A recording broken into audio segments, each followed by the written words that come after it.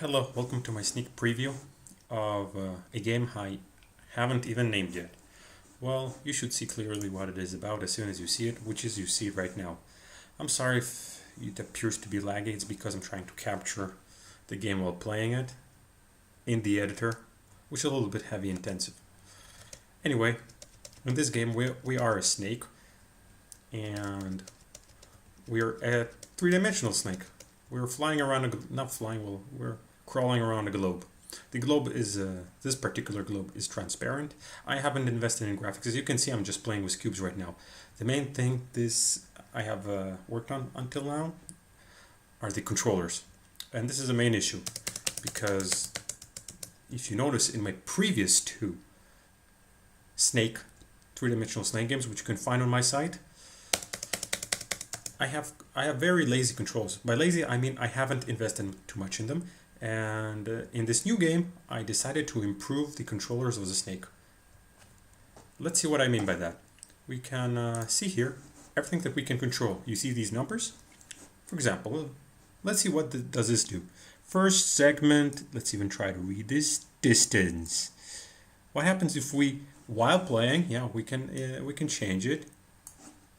Great. Probably notice a difference. The distance between the first and the head, the first segment and the head, has been increased. Let's lower it down to reasonable size. Whatever. Segment distance, as you can see, this is all the rest. And the reason that I've separated all the rest between the first, because the first naturally needs a different distance because the segment ahead of it is the head itself. So, by the way, should not be jittering. This is very awkward that it's jittering. I need to inspect it later. Of course, nothing is perfect until it's perfect, and I'm still working on things. Move speed. This is a snake controller, by the way. So all these properties belong to the snake itself. Move speed. We can increase. Let's bring it down to a reasonable amount. Increase the move speed, and as you can see, the move speed is increased. However, the camera will have a hard time to catch up with it. The camera does have a follow effect.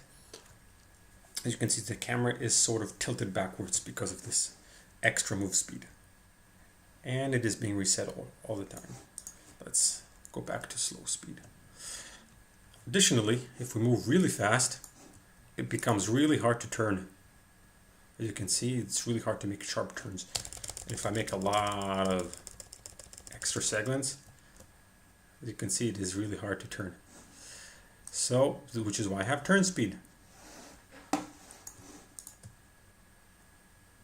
Yeah, and the camera is not meant to handle this type of scenarios. This is actually unplayable, but just for the demonstration. Let's bring it back to 1. Whatever. Turn speed. Bring it down. Yeah, well, at least this is playable and inspectable. Now we're having a tilt. The properties of tilting. As you can see, the snake can tilt when it... of course, it needs to be reasonable. So tilting is how the head turns sideways when we're trying to turn, right? And if we increase the tilt speed, we should see this more clearly. Yeah. So, whatever. After that, we have the camera controller. The camera controller is how the camera sort of follows around the snake. And this is important because the native camera controller, which is similarly just always be behind him, like this,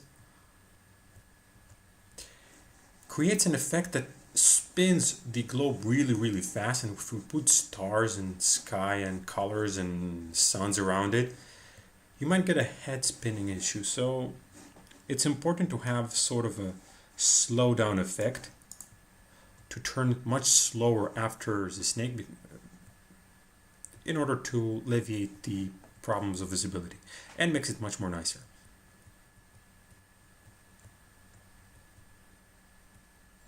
This is jittering and I don't like it. I need to inspect what is causing this jittering.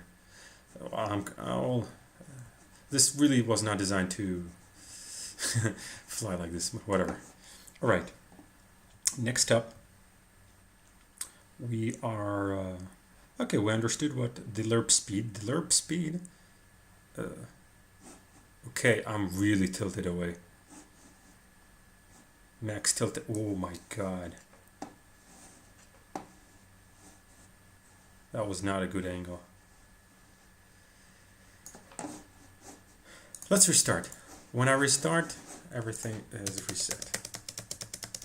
Yeah, let's create a small tail and inspect the others. If we increase the lerp speed, then it will cancel the effect. The camera will always be behind or at the point it was designated to be.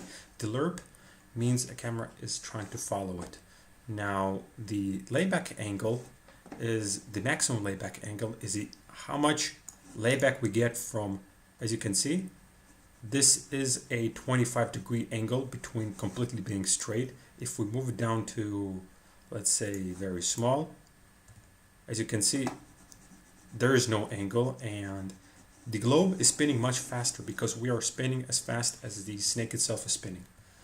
So by giving some sort of angle, right, and increasing, let's say, decreasing the acceleration to much lower. That's not a good number. I'm not sure it even fits in a float. As you can see, the globe spins much slower. It'll spin even slower if we do 50. We're trying to create the effect of the camera slowly reaching the point where it's supposed to be. So there's a point, it's invisible, which the camera is attached to, and lerping simply means how fast are we trying to be at that point. So at 13, we can safely say that the camera is always at that point, which it's supposed to be. But if we are in the range of small numbers, it's sort of going to lerp over. Lerp is a verb, so if I'm confusing you because you don't know what a lerp is. Anyways, and lastly but not least, I haven't played with this parameter, the globe controller, because the globe needs a controller as well. It can increase its size, but then some really weird effects happen, right? Especially when we're decreasing it below. Yeah. So we can see here how everything is happening. And this is actually nice in the scene view. Maybe I should have played around in the scene view. In the scene view, we can see how I implemented it. I implemented by mechanical levers. You can see that this is a pivot point. This is the camera point, which it's around. And as we can see, well, if we would try to turn, we can't turn from here. It's not the game scene. If we're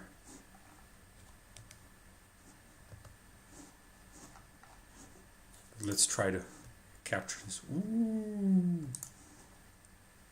As you can see, this point, this is where the camera is supposed to be, and you can even see the lerp effect. See, the camera is trying to lerp to it. If we take the controller and we reduce the lerp even further, we can see that the camera is having a hard time to follow this thing, so it's dragging much farther behind. Yeah, dragging is a good word. And if we increase the lerp speed to the 13, which I said safely, we can assume that the camera is always at the point where it's supposed to be. Yeah, it's still trying to follow it as closely as possible, but we can safely assume that it's where it's supposed to be. That's it for this game. I'm certainly going to keep working on the controls, especially after implementing the flying and jumping. Yeah. Also have a pretty complicated trail algorithms, which seems to glitch from time to time, but I have no idea. I think it's the editor problems. Alright. Thank you for watching, being interested. And how do you stop this thing?